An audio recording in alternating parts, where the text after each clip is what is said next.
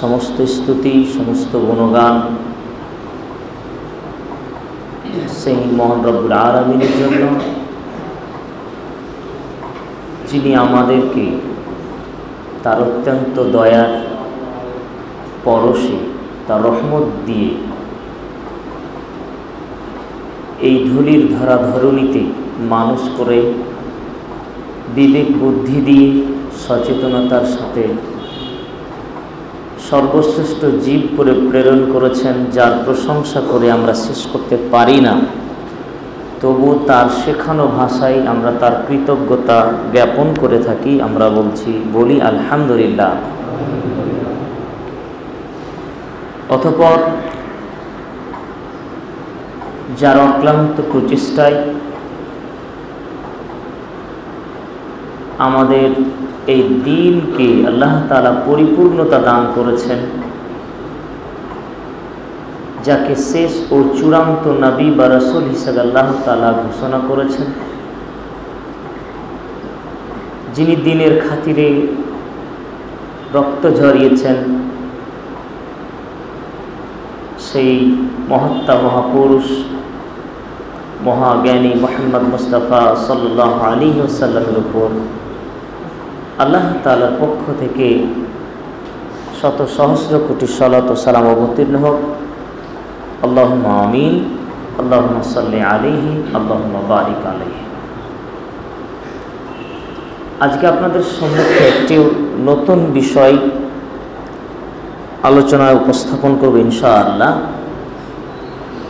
আজকে যে বিষয়টি আপনাদের সামনে আমরা আলোচনা করার ইচ্ছা পোষণ করেছি, সেটা হচ্ছে আত্মশুদ্ধি। আত্মশুদ্ধি আত্মশুদ্ধি মানে হচ্ছে আত্মার পরিচ্ছন্নতা, পরিষ্কার পরিচ্ছন্নতা। আত্মার, আমরা দেহের পরিষ্কার পরিচ্ছন্নতা বুঝি। দেহে নোংরা ময়লা মাটি লেগে গেলে আমরা ধুয়ে মুছে পরিষ্কার করি। আত্মাকে কিভাবে পরিষ্কার করা হয়? আত্মার পরিষ্কার পরিচ্ছন্নতা, আত্মশুদ্ধি মানে আত্মার পরিচ্ছন্নতা। এই বিষয়ের উপরে আমরা কোরআন ও হাদিসের আলোকে এক অত্যন্ত গুরুত্বপূর্ণ আলোচনা আপনাদের সামনে পেশ করব ইনশাআল্লাহ। আল্লাহ সুবহানাহু ওয়া তাআলা পবিত্র কোরআনুল কারীমের সূরা আল আলা 87 নম্বর সূরার 14 নম্বর আয়াতে তিনি আমাদের উদ্দেশ্যে একটি মেসেজ দিয়েছেন। তিনি বলেছেন, কদ আফলাহা মান তাযাক্কা। সেই সফল কাম হলো, সাকসেসফুল হলো, কামিয়াব হলো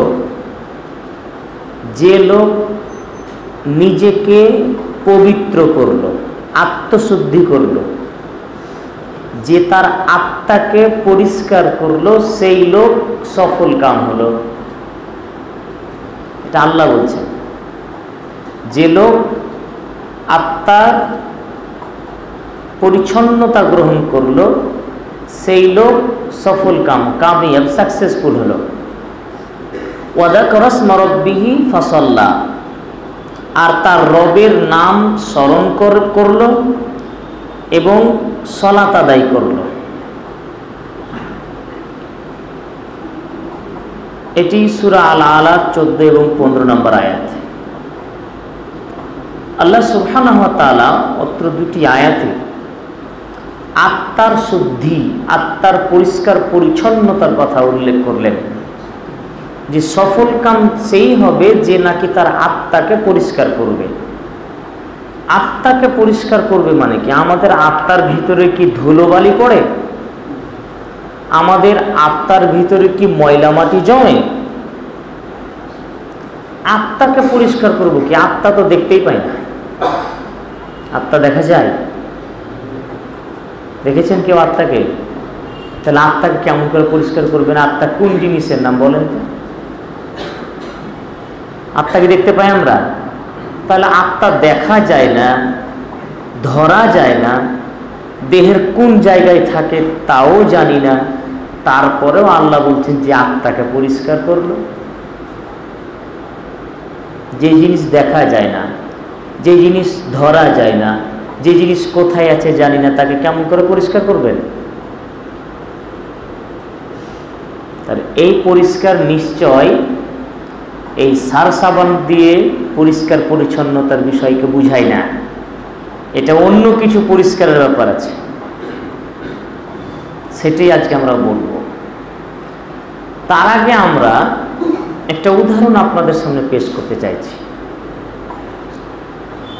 আমরা আজকে অনেকের কাছে আমাদের বাইক আছে, মোটর বাইক আমরা চালাই, চালাতে চালাতে এক পর্যায়ে 2-4-6 মাস পরে আমরা বাইকের সার্ভিসিং করি না? কেন করেন? যদি প্রশ্ন করি আপনার বাইককে সার্ভিসিং কেন করেন, কিছু উত্তর আছে কি নেই? উত্তরটা দেন, কেন বাইক সার্ভিসিং করেন? মানে 2-4 মাস 6 মাস বাইক চলে চলে যখন চালানো হলো বাইকটাকে, চলার পরে তার ইঞ্জিনে, তার ভিতর বডিতে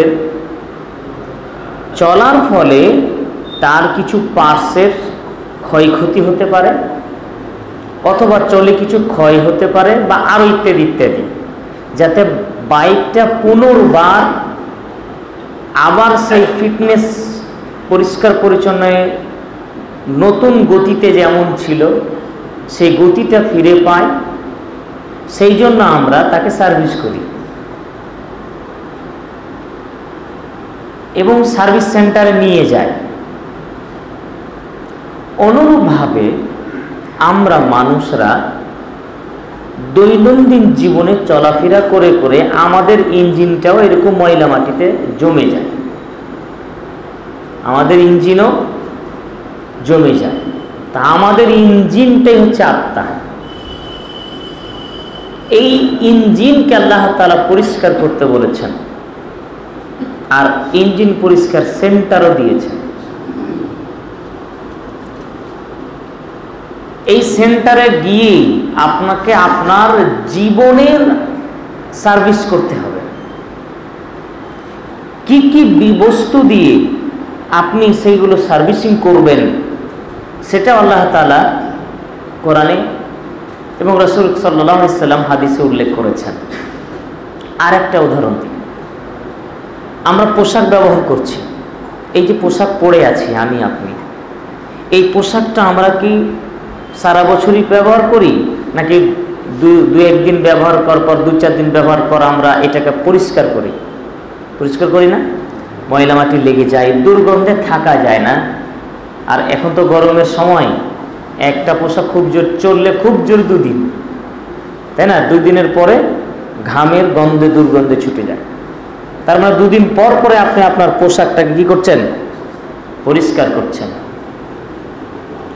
এই যে পোশাক ব্যবহার করলাম, এতে ময়লা মাটি, ঘাম লেগে পরিষ্কার কাপড়টা নোংরাতে, ময়লাতে, আবর্জনাতে অপরিষ্কার হয়ে তার নোংরামি বোঝা যায়। অনেক সময় সেই কাপড় থেকে দুর্গন্ধ বের হয়। তাহলে একটা পোশাককে ব্যবহার করলে পোশাকের যে ময়লা মাটি লেগে গেল তার থেকে দুর্গন্ধ বের হলো। আল্লাহ তাআলা আমাদের এই জীবনে আত্মা, মন, হৃদয়, হার্ট এটা দিয়েছেন। আমরাও জীবনে চলে চলে চলে চলে দৈনন্দিন জীবনে চলাফেরা করে আমাদের মনের ভিতরে, হার্টের ভিতরে, আমাদের বুকের ভিতরে আত্মাতে এরকম ময়লা মাটি জমে যায়। আল্লাহ তাআলা ওই ময়লা মাটি জমে যাওয়া আত্মার ভিতরে যেগুলো জমে গেছে সেইগুলোকে পরিষ্কার করতে বলেছেন। যদি পরিষ্কার না করি, পোশাক পরিষ্কার না করলে যেমন ময়লাতে স্পট পড়ে যাবে, দাগ পড়ে যাবে, আত্মার মধ্যেও দাগ পড়ে যাবে, হৃদয়ের মধ্যেও দাগ পড়ে যাবে। আর পোশাক পরিষ্কার না করলে যেমন দুর্গন্ধ ছুটতে লাগবে, তেমনইভাবে একজন ব্যক্তি যদি তার মনকে পরিষ্কার না করে, তার মনের ভিতর থেকেও দুর্গন্ধ বের হবে। এবার পোশাকের সাথে উদাহরণ দিয়ে আমি বুঝাতে চাইছিলাম যে আমরা যেটাই ব্যবহার করি সেটাই এক পর্যায়ে ময়লা যুক্ত হয়। এবার আপনাদের প্রশ্ন আসতে পারে যে মন ব্যবহার করি, তো সেটা তো আর আমাদের এই ওপরে ব্যবহার হয় না যে ময়লা মাটি, ওটা কোন ময়লা মাটি? ওটা কিন্তু এই আমাদের সাধারণ ধুলোবালি এই ময়লা মাটি নয়। সেই ময়লা মাটি হচ্ছে পাপের ময়লা মাটি, অশ্লীলতার ময়লা মাটি, নোংরামি, যাবতীয় কুকর্মের ময়লা মনের ভিতরে যখন পড়ে যায় তখন মনটা খারাপ হয়ে যায়। একটা লোক বলছে যে ওই লোকটা একেবারেই খারাপ, খুবই বাজে মানুষ। বললেন কোনো মানুষ যে অমুক লোকটা খুবই বাজে মানুষ, বলেন তো লোকটার কোন জিনিসকে বাজে বললেন? তার চেহারাটাকে বাজে বলেছেন? তো তার ব্যবহারকে দেখতে পাওয়া যায়? কোন কালারের ব্যবহার? কি জিনিসটাকে দেখে বলছেন যে এই লোকটার বাজে মানুষ? কোন জিনিস দেখে বলছেন না এই লোকটা খুবই ভালো মানুষ? যেটা দেখে বলতে চাইছেন, দেখে তো নয়, বুঝে, যে জিনিসটা আপনি বুঝতে পারছেন সেটা হচ্ছে মনের ভালো আর মন্দ। এই যদি মনের দিক থেকে ভালো হয়, মানে তার আত্মা ভালো, তার হৃদয় ভালো, পরিষ্কার মনের মানুষ, তাই না? পরিষ্কার মনের মানুষ, তখন এটা ভালো মানুষ। যার মন পরিষ্কার নেই, যার ব্যবহার খারাপ, যার চরিত্র খারাপ মানে পাপ কাজ করে, নোংরামি করে, অশ্লীল কথা বলে, গালিগালাজ দেয়, বাজে কথা বলে, এই যে নোংরামিগুলো, এই নোংরামিগুলোতে লিপ্ত থাকে, তখন আমরা বলি বাজে মানুষ। মানুষ তো ওটাই, মানুষটা খুব খারাপ ছিল, এবার ভালো হয়ে গেছে। একটাই মানুষ, দুরকম হয় না? একটাই মানুষ দুরকম হয় তো। কিছুদিন আগে লোকটা এত খারাপ ছিল, তার মতন এলাকাতে খারাপ মানুষই ছিল না। আবার সেই লোকটা আজকে এত পরহেজগার, পাড়ায় যদি 5 জন পরহেজগার হয় তার মধ্যে একজন সে হতেই তো পারে। তাহলে এই একই লোক, একই চেহারা, নাম সেম, তাহলে কোন জিনিসের ভিত্তিতে সে কখনো খারাপ এবং কখনো ভালো হিসাবে উপাধিতে ভূষিত হচ্ছে? এটা হচ্ছে তার আত্মার ভালো মন্দ, মনের ভালো মন্দের ব্যাপার। অর্থাৎ সে তার মনটাকে পরিষ্কার করে চলে এসেছে। কি থেকে পরিষ্কার করেছে তার মনকে? কি থেকে? পাপ থেকে, অশ্লীলতা থেকে। যখন অশ্লীলতায় জড়িয়েছিল তখন খারাপ মানুষ বলেছিলাম না? আর যখন ওটা ত্যাগ করে চলে এসেছে, এখন হেদায়েত প্রাপ্ত হয়ে গেছে, এখন আমরা কি বলছি তাকে? ভালো মানুষ, পরহেজগার মানুষ, দিনদার মানুষ। আল্লাহ তাআলা বলছেন কাদ আফলাহা মান তাযাক্কা, যে এইরকম করলো, যে তার মনটাকে ধুইয়ে দিল, পরিষ্কার করে নিল, আত্মশুদ্ধি করলো, সেই কেবল সফল কাম হলো। তাহলে কি থেকে মনকে আল্লাহ ধুতে বলেছেন? পাপ থেকে, অন্যায় থেকে, অপরাধ থেকে, অশ্লীলতা থেকে, ওইগুলো থেকে মনকে পরিষ্কার করতে বলা হয়েছে। এটা সহজ কথায় বললাম যে আমরা দৈনন্দিন জীবনে যতগুলো পাপ করি, প্রত্যেকটা পাপের প্রভাব আমাদের মনের উপর পড়ে। খুব ভালোভাবে রাখবেন কথাটা। যতগুলো ছোট হোক বড় হোক, যেই ধরনের পাপ করেন না কেন, সব পাপের প্রভাব মনের উপরে পড়ে। প্রথম দিন চুরি করেছিলাম 1 টাকা, মায়ের আঁচল খুলে। তারপরে আরো একটু টাকা বেশি দরকার ছিল, তাই আমি বাপের পকেট থেকে 5 টাকা চুরি করেছিলাম। আরেকটু বড় হয়েছে, টাকা আরেকটু বেশি দরকার হয়েছে, তখন 5 থেকে ডাইরেক্ট 20 টাকায় গেছে। আরেকটু বড়েছে, তখন 50 টাকায় গেছে। এবার একদিন শখে পড়ে জুয়া খেলতে গিয়ে 1000 টাকা বেড়েছে। IPL খেলতে শুরু করেছি, তখন হাজার টাকা চুরি করেছি, হেরেছি, জিতেছি ইত্যাদি, হয় না? তাহলে শুরু হয়েছিল ক টাকা দিকে? 1 টাকা দিয়ে। আজকে 1 টাকার চোর 1 কোটি টাকার চোর হয়ে গেছে। তো কেমন করে? যে যখন কোনো মানুষ একটা পাপ করে, সেই পাপ করার সাথে সাথে তার মনের ভিতরে একটা দাগ পড়ে যায়, কালো দাগ পড়ে যায়। কালো দাগ পড়ে যাওয়ার মানে হলো, পাপ করা মানে হলো, আপনি যখনও কোনো কাদাতে পা দেবেন, তখন কাদাতে মাটি মানে আপনার ঘৃণাবে কি ঘৃণাবে না? পা অবশ্যই ঘৃণাবে। পাপ হচ্ছে ময়লা জিনিসের নাম, পাপ হচ্ছে নোংরা জিনিসের নাম। তো যখন আপনি নোংরামি করবেন, সেই নোংরামির প্রভাবটা মনের ভিতরে পড়বে।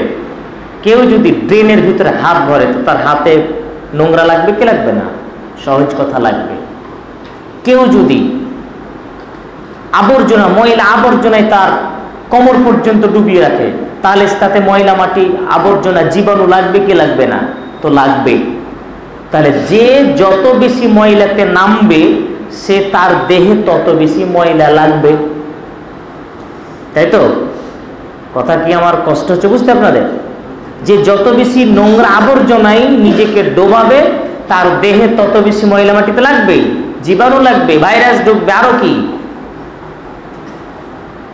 তা এই ময়লা মাটিটাকে বাদ দিয়ে এবার ধরলেন পাপের জগতে। যে যত বেশি পাপের জগতে ঢুকবে, পাপ কাজে ডুববে, তার মনে তত বেশি পাপের কালিমা, পাপের কালি তার মনের ভিতরে জমা হতে থাকবে। প্রথমে ছোট চোর থেকে বড় চোর যেমন হলো, ছোট পাপী থেকে বড় পাপী হবে, ছোট পাপী থেকে বড় পাপী হবে। মনের ভিতরে পাপের একটা উৎস, পাপের মানে অগ্রগামিতা ধীরে ধীরে তার মনকে এমনভাবে প্রতারণা দেবে যে একদিন তো মিথ্যা কথা বলে বেঁচে গেছিলাম, তা আজকে বলি দিই, কি আর হলো, মিথ্যা কথা চালু হয়ে গেল, সেদিন থেকে পাপ প্রক্রিয়া চালু হয়ে গেল। এইভাবেই ছোট পাপ করতে করতে বড় পাপ। আজকে তো মেয়েটার সাথে একটু কথা বললাম, তো কথা বলে তো কিছু হয়নি, তারপরে দিন একটু বেশি গল্প হের কি মজা করে নিলাম, সেটা আর কিছু মনে হলো না। তারপরে দিন মেয়েটার হাত ধরে নিলাম, আর কিছু হলো না। হাত ধরা থেকে তারপরে পরে স্ট্যাচুটা আর বলা দরকার নেই। তাহলে এই পাপের প্রক্রিয়া মনের ভিতরে ছোট ছোট পাপ থেকে বড় বড় পাপের জন্ম হয়। আল্লাহ তাআলা বলেন, কদ আফলাহা মান তাযাক্কা, সেই কেবল নিজেকে পবিত্র করলো যে তার মনকে পাপ থেকে ধুয়ে মুছে পরিষ্কার করে নিল। মনটাকে পাপ থেকে ধোয়ার কথা আল্লাহ বলেছেন, পরিষ্কার কথা বলেছেন না। যদি পরিষ্কার করি, তাহলে ময়লা মাটি, পাপের নোংরামি, পাপের আবর্জনা আমাদের মনকে কালো করে ঘৃণিত করে দেবে, অপরিষ্কার করে দিবে। আর এই মন থেকে তখন দুর্গন্ধ বের হবে, এই মন থেকে মিথ্যা বের হবে, এই মন থেকে কূটনীতি বের হবে, এই মন থেকে হিংসা বের হবে, মন থেকে পরনিন্দা বের হবে, মন থেকে ব্যভিচার বের হবে, মন থেকে সুদ খেতে বলবে। তখন এই মন যা চাই তাই করবে। তখন এই মনের ঠিকানা জাহান্নাম। এটাকে বলা হয় প্রবৃত্তি, বাংলাতে মনের ইচ্ছা, মন যা চাই তাই করব। এই প্রক্রিয়াটা মনের ভিতরে চালু হবে যদি মনকে পরিষ্কার না করা হয়। এটা মনের সিস্টেম, মন চেঞ্জিং হয়ে যাবে। মনটাকে আরবিতে বলা হয় কলব, কলবুল। কলবের অর্থ হচ্ছে অস্থির, নড়াচড়া করা, এই ধরনের, মানে যে জিনিসটা স্থির থাকে না। মানুষের মন কখনো স্থির থাকে না, এই জন্য আরবিতে মানুষের মনকে কলবুন বলা হয়। কখনো স্থির থাকে না মনটা। একটু আগে এটা ভাবছিলাম, এখন এটা ভাবছি। মানুষের মন তো এরকমই, একটু আগে একটু অন্য জিনিস ভাবছিলেন, এখনই ফের মন পাল্টে গেছে, আর একরকম ভাবছেন। কালকে একরকম মন ছিল, আজকে আর একরকম মন আপনার। একটু আগে হাসছিলাম, এখন বসে কাঁদছি। তাহলে মানুষের মনটা স্থির থাকে না, চেঞ্জিং হয়, উলট পালট হয়। এই জন্য আরবিতে মনকে বলা হয় কলবুন, নড়াচড়া করা।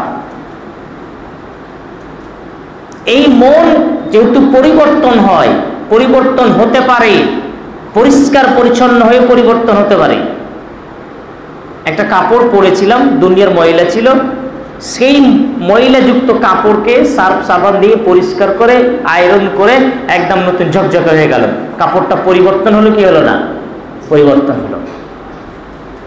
তো মানুষের মন এইভাবে পরিবর্তন হয় যে মনের ভিতরে ময়লা ছিল, পাপের কালিমা জমা হয়েছিল, এইটা থেকে আপনি পবিত্র করে নিলেন, ধুয়ে নিলেন। সেই কিসের পাপ? প্রথমত হচ্ছে শিরকের পাপ। এটা মহা পাপ, এটা সবচেয়ে জঘন্য ময়লা। পাপের সব থেকে জঘন্য ময়লা, মনের জন্য সব থেকে কঠিনতম ময়লা হচ্ছে শিরক। দ্বিতীয় স্তরে মনের সব থেকে কঠিন ময়লার নাম বিদআত, ধর্মের নামে বাড়াবাড়ি করা, যেটা ধর্মে নেই সেটা করা, ধর্মের নাম দিয়ে, ধর্মের নামে ধোঁকা। এটা 2 নম্বর সিরিয়ালে। তারপরে মানুষের সাথে সদাচরণ না করা, খারাপ ব্যবহার করা, ইত্যাদি ইত্যাদি। এই ধরনের সিরিয়াল পরস্পর ফলিয়ে চলে আসেন। যত মানুষ অপরাধ করবে, প্রত্যেকটা অপরাধ হচ্ছে এক একটা মনের ময়লা, আর এই ময়লাগুলো মানুষের মনে জমে জমে মানুষের মনকে কলুষিত করে দেয়, পাপের ছায়া দিয়ে মনকে ঘিরে নেয়। তখন মনের ভিতর থেকে দুর্গন্ধ মানে খারাপ ব্যবহার, মনের দুর্গন্ধ মানে হিংসা, বিদ্বেষ, হানাহানি, মারামারি, কাটাকাটি এই মন থেকে মানুষের আসে। তখন ওই মানুষটা আসলে মানুষ হিসাবে তখন পৃথিবীতে টিকে থাকে না, মানুষ রূপে একটা আস্ত জানোয়ার হয়ে যায়। এই জন্য আল্লাহ তাআলা খুব একটা কঠিন কথা বলেছেন, খুব কঠিন কথা। সূরা আল আরাফের 179 নম্বর আয়াত, 7 নম্বর সূরা। আল্লাহ তাআলা বলছেন, লাহুম কুলুবুল লা ইয়াফকাহুনা বিহা ওয়া লাহুম আ'ইনুল লা ইউবসিরুনা বিহা ওয়া লাহুম আযানুল লা ইয়াসমাউনা বিহা উলাইকা কাল আনআম। ভয়ঙ্কর কথা শুনেন। আল্লাহ তাআলা বলছেন, যাদের আমি মন দিয়েছি, আত্মা দিয়েছি, মন, লাহুম কুলুবুল লা ইয়াফকাহুনা বিহা, মন দিয়েছি। মনটা কিসের জন্য? বুঝার জন্য। মন বুঝার জন্য, মন দিয়ে বুঝি। এই বিবেক দিলাম, মন দিলাম, কিন্তু তারা বুঝেও বুঝলো না। এমন কিছু মানুষ আছে বুঝেও বুঝে না।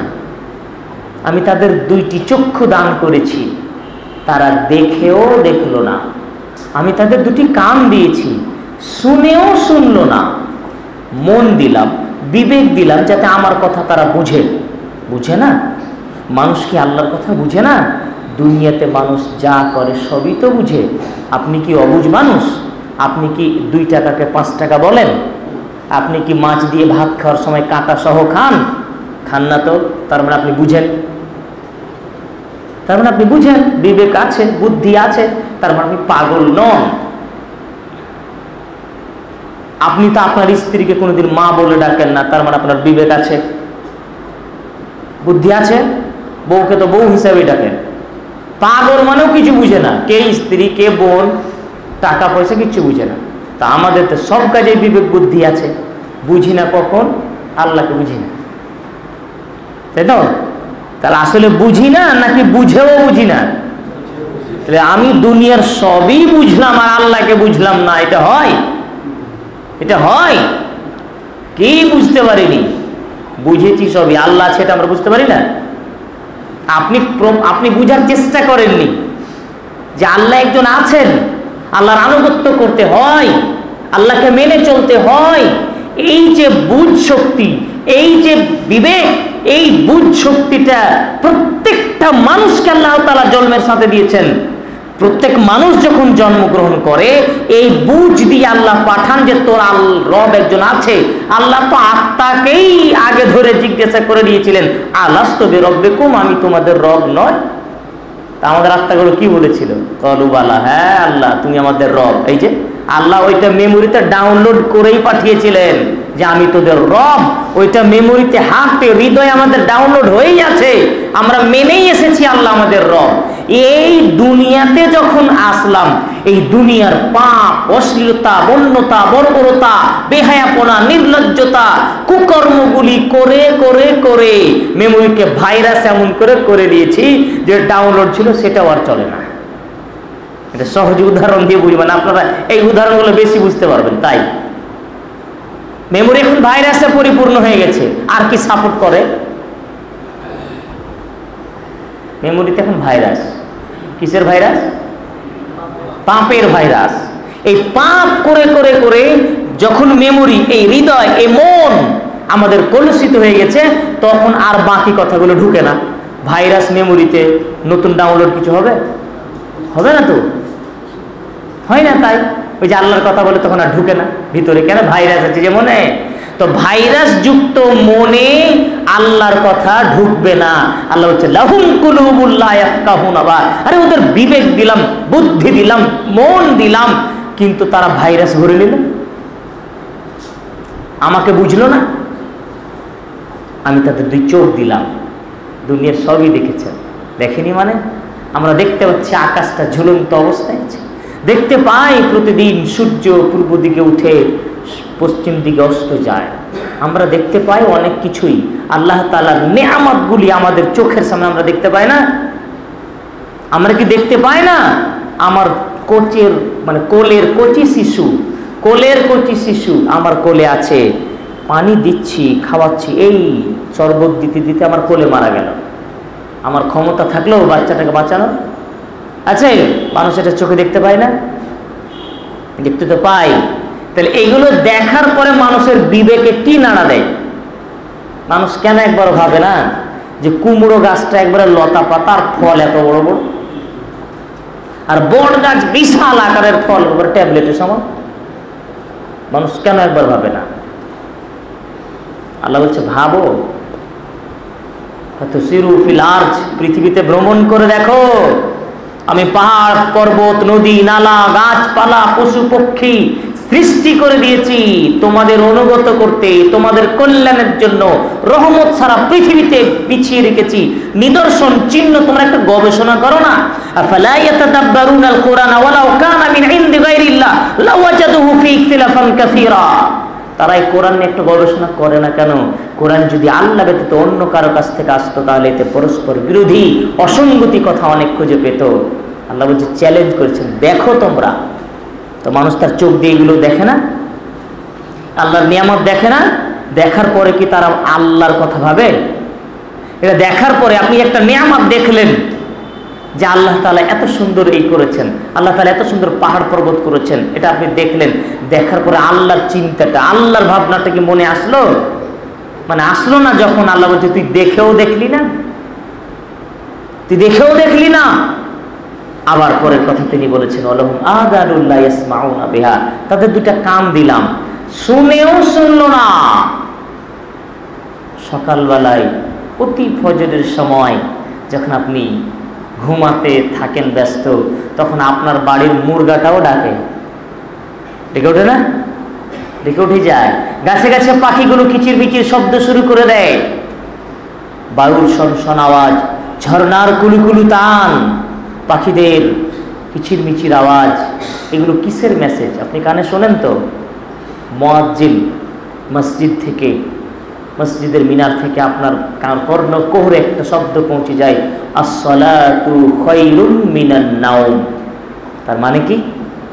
নিশ্চয় আপনার ঘুমের থেকে সালাত অতি উত্তম। এই যে আমরা শুনলাম সালাত ঘুমের চেয়ে উত্তম, শোনার পরেও ঘুমিয়ে থাকলাম, মানে এটা কার ডাক? হাইয়া আলাস সালাহ, এসো সালাতের দিকে, হাইয়া আলাল ফালাহ, এসো সফলতার দিকে। এটা আল্লাহর দিকে ডাকা হয় না? আল্লাহর দিকেই তো ডাকা হচ্ছে, আল্লাহর পথেই তো ডাকা হচ্ছে। কিন্তু শোনার পরেও আপনি আল্লাহর পথে আসলেন না, আল্লাহর কাজে আসলেন না, মানে আপনি শুনেও শুনলেন না। তাহলে আল্লাহর কথাই তো চূড়ান্ত। আল্লাহ এবার বলছেন যাদের বিবেক দিলাম, শুনেও বুঝেও বুঝলো না, বিবেক আছে বুঝলো না। তাদের মন দিলাম বুঝার জন্য, কিন্তু যারা বুঝেও বুঝে না, তাদের মন আছে তারা বুঝে না। তাদের দুই চক্ষু দিলাম দেখার জন্য, তারা দেখেও দেখলো না, চোখ আছে অথচ দেখে না। তাদের কান দিলাম শোনার জন্য, তারা আমার কথা শুনতে পেল, শুনলো, কিন্তু শুনেও শুনলো না আমার কথা। উলাইকা কাল আনআম, এরা হলো চতুষ্পদ জন্তুর মতো, চার পায়া জন্তু যেগুলো হয় এদেরকে বলা হয় আনআম। চার পায়া জন্তু কোনগুলা? গরু, ছাগল, কুকুর, শুকুর, এগুলোই। আল্লাহ বলছেন যে উলাইকা কাল আনআম, এরা হলো সে চার পায়া জন্তুর মতো। এতটুকু বললে হতো, কিন্তু আল্লাহ তারপরে আর একটা কথা বলেছেন, বালহুম আযল, না এরা ওই চতুষ্পদ জন্তুর থেকেও খারাপ। এই মানুষেরা চতুষ্পদ জন্তু থেকেও নিকৃষ্ট, মানে গরু, ছাগল, কুকুর, শিয়াল থেকেও এরা খারাপ। কেন? কত কত গায়ে লাগছে না কথাটা? এই কুকুর শুকুর থেকে কারা খারাপ? এক শ্রেণীর মানুষ, তাই না? এক শ্রেণীর মানুষ। আমি ওই জন্যই বললাম তখন যে পাপ করে করে করে মনটা এমন হয়েছে মনের ভিতরে যে মন থেকে দুর্গন্ধ ছুটছে, আর সে মানুষের রূপে অমানুষ হয়ে গেছে। তো ওই কোনটা অমানুষ, আমরা, আপনি তো বলেন, আমরা তো বলি অমানুষ লোকটা একবারে গো জানোয়ার, কথাকার বলে না? তো কি আসলে জানোয়ার না মানুষই? তাহলে মানুষ কখনো জানোয়ার হয়, মানুষ কখনো অমানুষ হয় যখন এই তিনটা জিনিস করে না। আল্লাহর কথা বুঝেও বুঝে না, আল্লাহর কথা শুনেও শুনে না, আল্লাহর নিদর্শন দেখার পরে আল্লাহর প্রতি ঈমান আনে না। এই সমস্ত মানুষদেরকে আল্লাহ তাআলা, মানুষ তো বলেননি, আল্লাহ বলছে এরা চতুষ্পদ জন্তু মতো, চতুষ্পদ জন্তু বলেননি, তাদের মতো। তারপরে বলেছেন যে চতুষ্পদ জন্তু থেকেও খারাপ। তা আসলে তাদের কি খারাপ? তাদের কি খারাপ আসলে বুঝতে পারেননি? তাদের ওই মন খারাপ। এই মন যখন তাদের পবিত্র থাকে না, মন যখন আর শুদ্ধি হয় না, তখন মানুষ থেকে, পশুর থেকে খারাপ হয়ে যায়। ভালোভাবে বুঝেন, মন যখন আর শুদ্ধ করে না, মনের ভিতরে যখন নোংরামি, অশ্লীলতা, বন্যতা, পাপাচারিতাকে আশ্রয় দিয়ে দেয়, তখন মানুষ থেকে বাদ হয়ে যায়। এই জন্য নবী করিম সাল্লাল্লাহু আলাইহি ওয়াসাল্লাম একটি গুরুত্বপূর্ণ হাদিস উল্লেখ করেছেন। সহিহুল বুখারীর 52 নম্বর হাদিসে রাসূল সাল্লাল্লাহু আলাইহি ওয়াসাল্লাম বলছেন, আলা ইন্না ফিল জাসাদি মুযগাতান, আলা ওয়া ইন্না ফিল জাসাদি মুযগা। আমাদের এই বডির ভিতরে আল্লাহ বলছেন, রাসূল সাল্লাল্লাহু আলাইহি ওয়াসাল্লাম বলছেন যে এই বডির ভিতরে, এই দেহের ভিতরে এমন একটা মাংসের টুকরো আছে, এমন একটা অংশ আছে, ইজা সলাহাল জাসাদু কুল্লুহু, যখন সেই মাংসের টুকরাটা সুস্থ থাকে, পরিষ্কার থাকে, ভালো থাকে, তখন পুরো বডিটা ভালো থাকে। ওয়াইদা ফাসাদাল জাসাদু কুল্লুহু, আর যখন সেই মাংসের টুকরাটা নষ্ট হয়ে যায়, নোংরা হয়ে যায়, খারাপ হয়ে যায়, তখন পুরো বডিটাই নষ্ট হয়ে যায়, খারাপ হয়ে যায়, পচে যায়। আল্লাহ রাসূল বলছেন, আলা ওয়াহিয়াল কলব, ওটা হচ্ছে মানুষের মন, মানুষের কলব, মানুষের অন্তর। এটা যখন পরিষ্কার পরিচ্ছন্ন সুস্থ থাকে, তখন পুরো বডি সুস্থ। আর যখন ওটা নষ্ট হয়ে যায়, পুরো বডিটাই কি নষ্ট হয়ে যায়। তো মানুষের মন কেমনে নষ্ট হয় আর মানুষের মন কেমনে সুস্থ থাকে? মানুষের মন যখন পাপ করে করে নিজের আত্মার মধ্যে, মনের ভিতরে পাপের কালিমা জমিয়ে রেখে দেয়, তখন সেই মন আর সুস্থ থাকে না। পাপী মানুষ কি সুস্থ থাকতে পারে? সবসময় টেনশন। পাপী মানুষ কখনো সুস্থ থাকে না। মনের দিক থেকে সব থেকে সুস্থ মানুষ তারাই যারা তাদের মনকে পরিষ্কার করেছে। মন পরিষ্কার করবে শিরক থেকে, মন পরিষ্কার করবে বিদআত থেকে, মন পরিষ্কার করবে অত্যাচার থেকে। নিজে অত্যাচার করবে না, অবিচার করবে না, হিংসা করবে না, বিদ্বেষ করবে না, অহংকার করবে না, নিন্দা করবে না। এইগুলো থেকে নিজের মনকে দূরে রাখবে। আর কিছু মেডিসিন দিবে। সেই মেডিসিন কি? আল্লাহর ইবাদত। যেমন সালাত, এটা দিতে হবে। কোরআন তেলাওয়াত, জিকির আজকার, এইগুলো দিয়ে নিজের মনকে ধপধপে করা হয়, পরিষ্কার পরিচ্ছন্ন করে দেওয়া হয়। আমরা সালাতে দাঁড়িয়ে দোয়া বলি না, আল্লাহুম্মা বা'িদ বাইনি ওয়া বাইনা খাতায়ায়া কামা বা'আদতা বাইনাল মাশরিক ওয়াল মাগরিব, আল্লাহুম্মা নাক্কিনি মিনাল খাতায়া কামা ইয়ানাক্কা সাওবুল আবয়াজু মিনাদ দান্নাস, আল্লাহুম্মা মাগসিল খাতায়ায়া বিল মাই ওয়াস সালজি ওয়াল বারাদ। এই যে দ্বিতীয় অংশটাতে আমরা আল্লাহকে বলছি, আল্লাহ তুমি আমাকে আমার পাপ থেকে ওই মতো ধুয়ে পরিষ্কার করো যেমন সাদা কাপড়কে ধুয়ে পরিষ্কার করা হয়। দোয়াটা মারাত্মক দোয়া। আমাকে আমার পাপ থেকে ধুয়ে দাও ওই মতো, যে মতো সাদা কাপড়কে ধুয়ে ধপধপে করে দেওয়া হয়। আমাকে তুমি আমার পাপ থেকে ধুয়ে দাও শিশির দিয়ে, বরফ দিয়ে, পানি দিয়ে। এই যে বললেন আল্লাহকে, তার মানে ধোয়ার জন্য কিছু উপকরণ দরকার হয়। মনকে পরিষ্কার করার উপকরণ, মনকে পরিষ্কার করার সাবান, শ্যাম্পু, সার্ফ। মনকে আপনি কি দিয়ে ধুয়ে পরিষ্কার করবেন? খুব কথা, ইম্পর্টেন্ট কথা। প্রথমত মনে ময়লা লাগতে দিবেন না, এটা এক নাম্বার। তো ময়লা কোনগুলো বললাম? পাপগুলো, ওইগুলো থেকে দূরে রাখতে হবে। 2 নাম্বার, এবার আপনার মনকে পরিষ্কার করার জন্য আপনার মনের যে সাবান শ্যাম্পু সেটা দিতে হবে। তো সে মনকে ধুয়ে দেওয়ার জন্য, মনকে পরিষ্কার করার জন্য সাবান, শ্যাম্পু, সার্ফ আর ইত্যাদি মেডিসিন হচ্ছে সালাত, সিয়াম, জিকির আজকার, কোরআন তেলাওয়াত। এইগুলো দিয়ে কি হয়? মনকে পরিষ্কার করা হয়, পরিচ্ছন্ন করা হয়, আল্লাহর ধ্যান করা হয়। এইভাবে আমরা যদি আমাদের মনকে শুদ্ধি করে নিই, পরিষ্কার করে নিই, পরিচ্ছন্ন করে নিই, তাহলে আমাদের মনের ভিতরে এই পাপের কালিমাগুলো জমা হবে না। তখনই আমরা নাকি সফল কাম হতে পারবো। আর যদি মনের ভিতরে এই ধরনের কালিমা জমে থাকে, নোংরামি জমে থাকে, তাহলে আমরা কিন্তু সফল কাম হতে পারবো না। কেননা আল্লাহ তাআলা কথাই এটাই বলেছেন, কদ আফলাহা, নিশ্চয় সেই তো সফল কাম হলো, মান তাযাক্কা, যে তার মনকে পরিষ্কার করলো। মন পরিষ্কার না হলে সফলতা অর্জন করা যাবে না। এই জন্য মনকে আগে পরিষ্কার করতে শিখুন। পাপ থেকে দূরে থাকবেন, নেকির কাজ অর্জন করবেন, পাপকে বর্জন করবেন, নেকিকে বেশি বেশি করবেন। এইভাবে মনকে আপনি পরিষ্কার করতে পারেন। নবী করিম সাল্লাল্লাহু আলাইহি সাল্লাম আরেকটি কথা বলেছিলেন। আবু হুরায়রা রাদিয়াল্লাহু তাআলা বলেন, রাসূল সাল্লাল্লাহু আলাইহি ওয়াসাল্লাম একদা বললেন যে তোমাদের কারো বাড়ির সামনে যদি একটা নহর, একটা নদী বয়ে যায়, একটা ঝর্ণা বয়ে যায় তোমাদের কারো বাড়ির দুয়ারের সামনে দিয়ে, ওয়ায়াকতাসিলু ফীহি কুল্লা ইয়াউমিন খামসান, আর ওই যে ঝর্ণা মানে আমার বাড়ির সামনে একটা নদী বয়ে গেছে, এই যে নদী, তো ওই বাড়িওয়ালা যদি সেই নদীতে দিন রাতে 24 ঘন্টায় 5 বার করে গোসল করে, হাল দারানি মিন শাই, তাহলে তার শরীরে কি কোনো ময়লা মাটি থাকতে পারে? খুব ইম্পর্টেন্ট কথা শুনবেন। আল্লাহ রাসূল বলছেন তোমাদের কারো বাড়ির দরজার সামনে যদি একটা নদী থাকে আর সেই বাড়িওয়ালা যদি দিন রাতে 5 বার করে গোসল করে, তাহলে তার দেহে কোনো মাটি, ময়লা মাটি থাকবে 5 বার গোসল করলে?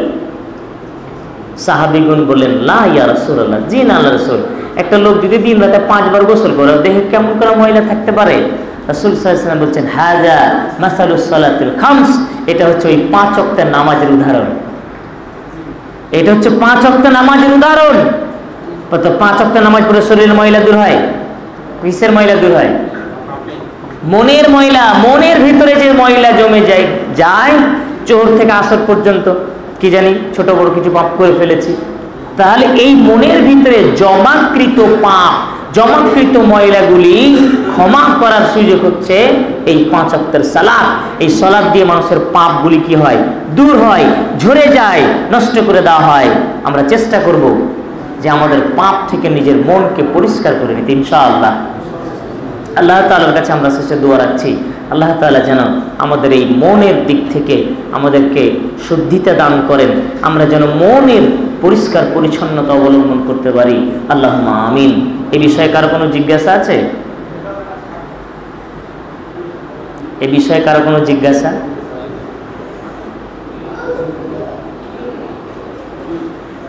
না থাকলে আমরা জিজ্ঞাসা করব। তাহলে আজকে আমরা এখান থেকে আমাদের আলোচনা শেষ করছি। সুবহানাকা আল্লাহুম্মা ওয়া বিহামদিকা আশহাদু আল্লা ইলাহা ইল্লা আনতা আস্তাগফিরুকা।